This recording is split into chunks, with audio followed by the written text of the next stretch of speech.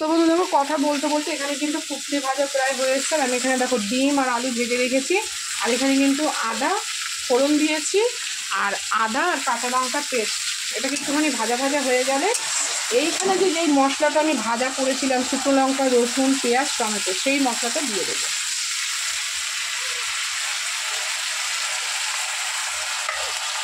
সেই মশলাটা কিন্তু দিয়ে দিচ্ছি।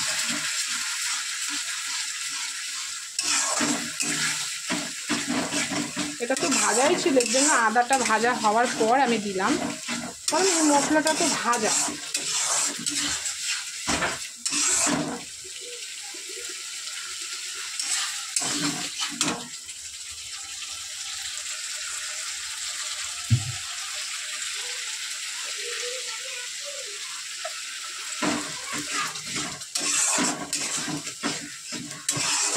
বর বেশি খেতে পাচ্ছে না, তাই বেশি এক গাদা ঝোল করবো না, ঝোল করলে থেকে যায়।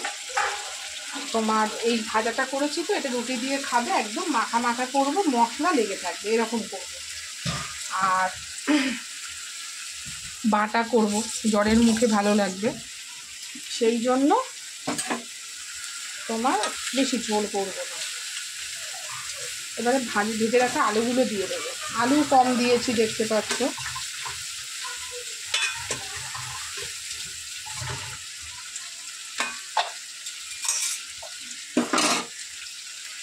চলো ভেজে রাখা ডিমগুলোও দিই।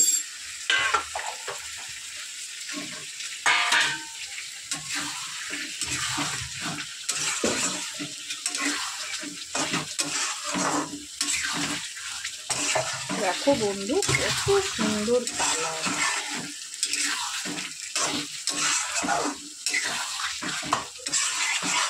খুব সুন্দর কিন্তু কালার এসছে একটা।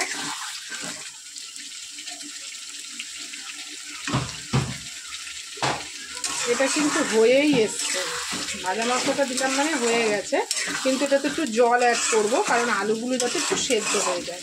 তারপরে ঠিক এরকমভাবেই নামাবো। তো দেখতেই পাচ্ছ, দেখো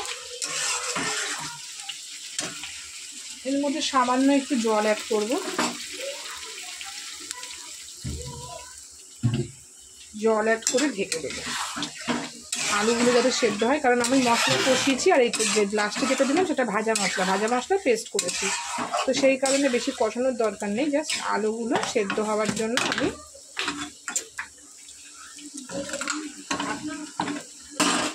ঢেকে দিই। এবার চলো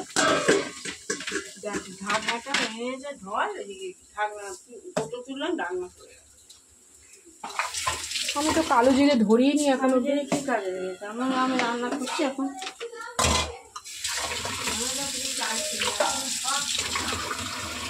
আমি তো ধরিয়ে নি, দুদিন ধরে কালো জিরে লাগিয়েই নি, কারণ কালকে বাটা ইলিশ মাছ ভাপা হয়েছে, কালো জিরে লাগিয়ে। তো দেখো বন্ধু, তোমরা এটা কারা কারা খাও আমাকে জানিও। আমি কিন্তু এটা ফার্স্ট টাইম করছি, জানো তো ভাজা। কি জানি সেদ্ধ হয়েছে কিনা, কমিয়ে করছি তো, এখনো তো সেদ্ধ হয়নি, তার মানে আরো হবে।